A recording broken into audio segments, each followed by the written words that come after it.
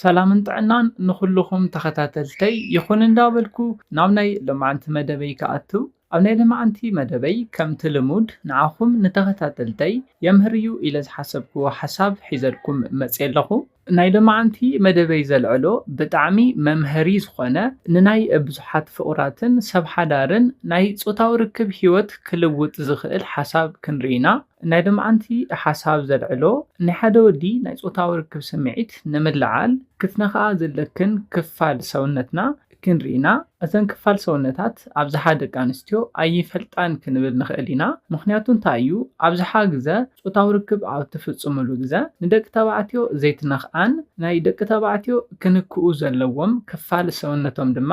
ብዘይ ምንካእ ናይ ፆታዊ ርክብ ስምዒቶም ንኽመውትን ኣብ እዋን ፆታዊ ርክብ ዝበለፀ ዓቕሚ ንኸይህልዎምን ትገብራ ኢኽን። ግድን ፆታዊ ርክብ ቅድሚ ምፍፃምኩም ክትነኽእዎ ዘለክን ክፋል ሰውነትክን ክንርኢና። ነተን ቦታታት ፈሊጥክን ቅድሚ ፆታዊ ርክብ ምፍፃምኩም እንተነኺእኽን ንኣብነት ዋላ ሎማዓንቲ ፆታዊ ርክብ እንተፈፂምኩም ዝበለፀ ኣዕጋባይ ፆታዊ ርክብ ንኽትፍፅሙ ዝሕግዙኹም እዮም። ደቂ ተባዕትዮ ነዚ መደብ ትከታተሉ እንተሃሊኹም ድማ ብዝተፈላለዩ ምኽንያታት ናይ ፆታዊ ርክብ ስምዒትኩም ዝወረደኩምን ዝሞተኩምን ደቂ ተባዕትዮ እንተኾይንኩም ነዘን ክፋል ሰውነትኩም ኣፍቃሪትኩም ወይ ድማ በዓልቲ ቤትኩም ንኽትነኽእልኩም ብምግባር ናብ ልዑል ናይ ፆታዊ ርክብ ስምዒት ንኽትኣቱ ዝሕግዙኹም እዮም። እስካብ ናይ መደበይ ፍፃመ ሓቢርኩም ንፅንሑ። ነዚ ቻነል ሓደሽቲ ዝኾንኩም ሰብስክራይብ ብምግባርን ነታ ናይ ደውል ምልክት ብምንካእን ዝተፈላለዩ ናይ ፆታዊ ርክብ፣ ናይ ጥዕና ከምኡውን ናይ ሓዳርን ናይ ፍቕርን ሂወት ኢንፎርሜሽን ትረኽብሉ ቻነል ስድራ ንኽትኮኑ ብኽብሪ ንሓትት። መደብና ናብ ብዙሓት በፂሑ ብዙሓት ኣሕዋትና ትምህርቲ ንክወስዳሉ ላይክ ጌርኩም ጀምርዎ። ስድራ ንዝኾንኩምኒ እንዳመስገንኩ ናብ መደበይ ክምለስ። ከም ዝፍለጥ ብዙሓት ፍቑራትን ሰብ ሓዳርን ኣብ ዝፈፀምኩሞ ፆታዊ ርክብ ኣዕጋባይ፣ ተናፋቒ፣ ብሉፅ ከምኡውን ተዘካሪ ፆታዊ ርክብ ክትሕልፉ ትደልዩኹም። ደቂ ተባዕትዮ ነዚ ንምግባር ክትገብርዎም ዘለኩም ሓሳባት ኣብ ዝተፈላለዩ መደባተይ ርኢና ኢና። ሎማዓንቲ ንሪኦ ድማ ደቂ ኣንስትዮ ክትገብርኦ ዘለክን ክትነኽኦ ዘለክን ክፋል ሰውነት ኢና ንርኢ።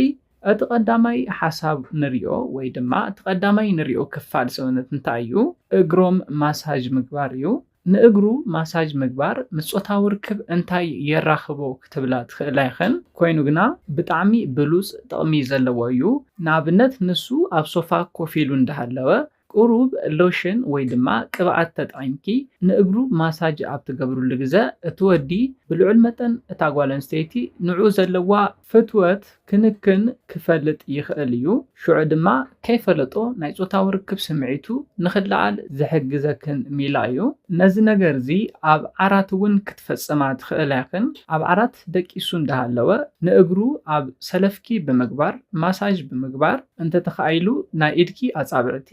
ናብ ናይ እግሩ ኣፃብዕቲ መንጎ እንዳኣተኺ ቁሩብ ማሳጅ እንተጌርክዮ ብልዑል መጠን ናይ ፆታዊ ርክብ ስምዒቱ ንኽለዓል ክትገብሪ ትኽእል ኢኺ። ብፍላይ ድማ ድሕሪ ነዊሕ ግዜ ፆታዊ ርክብ ትፍፅሙ ሰብ ሓዳር እንተኾይንኩም በዚ ሜላ እዚ ናይ ፆታዊ ርክብ ስምዒቱ እንዳዓላዓልክን ፆታዊ ርክብ እንተትፍፅማ ይምረፅ። ከምኡውን ብናይ ስራሕ ፀቕጥን ብናይ ስራሕ ድኻምን ምሸት ኣትዮም ምሳኽን ፆታዊ ርክብ ክፍፅሙ ድሌት ንዘይብሎም ደቂ ተባዕትዮ ዝበለፀ ናይ ፆታዊ ርክብ ስምዒቶም ንኽለዓል ትገብራሉ ብሉፅ ሜላ እዩ። ስለዚ ፆታዊ ርክብ ክትፍፅሙ ኣብ ዝደለኹሞ መዓልቲ ምሸት ንእግሩ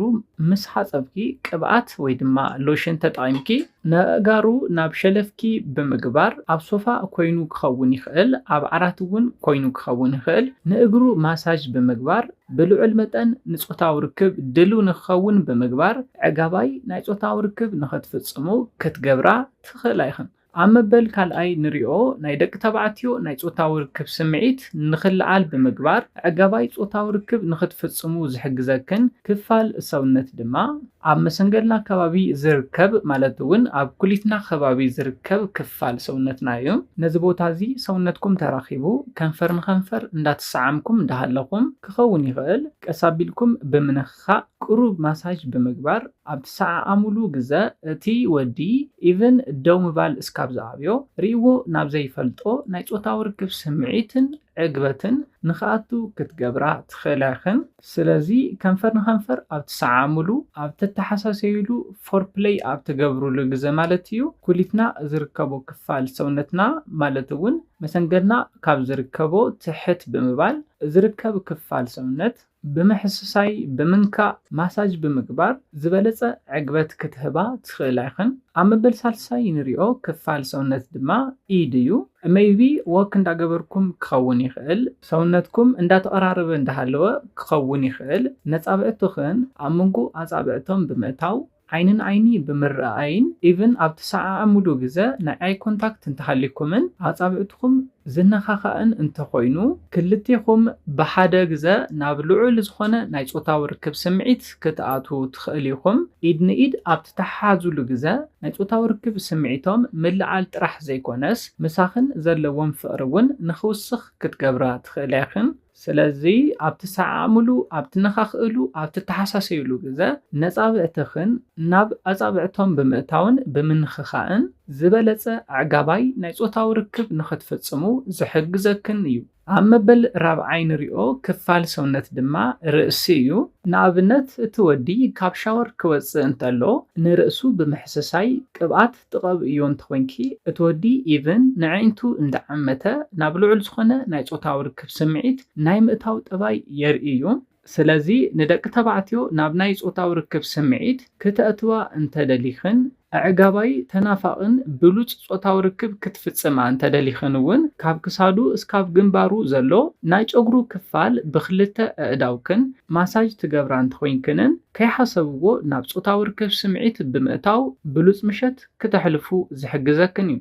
أمبل حامشاين ناي موداتان نريو ناي دك تبعتيو ناي صوتاو ركب سمعيت زلعل كفال دما كساديو نكسادو أكسس كتقبر انت دليخي نابنت مسؤو دويل كنتانيركي قومتكم استقرارب كخون اللوو كوينغنا أب عرات خوينكم أب تسعة عملو جزا كأس اندابلكن نخسادوم انداس عامكن عمونقو دما نكنافروم انداس عامكن بالعلمتن رخيبومو ريومو نابزي فلتو ناي صوتاو ركب سمعيتن عقبت نخاتو بمقبار عقاباي بلوز صوتاو ركب نختفصمو كتقبرا تخلاخن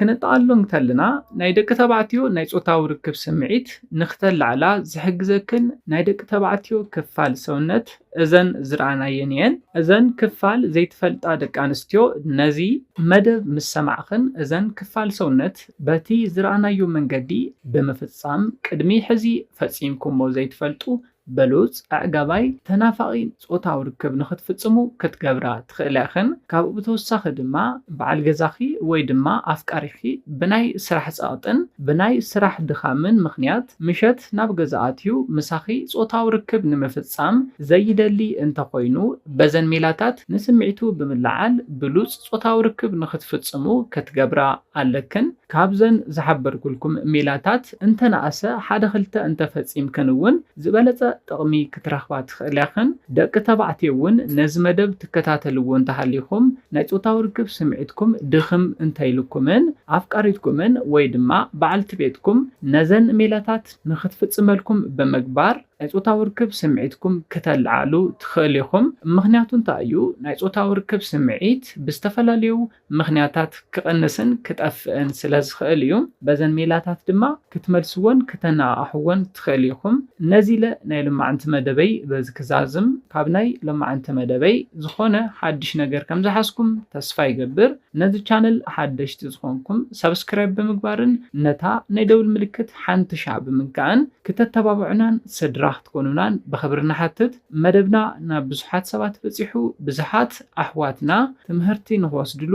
لايك شير مقباركم يترسعوا حساب ريتوكم نچانلنا نمعباي سلازحجزنا حساب ريتوكم بكومنت تبصحنا بخالي مدب بخالي حساب سكاون الراخب سلام انتعنا نخلاتنا يعني لي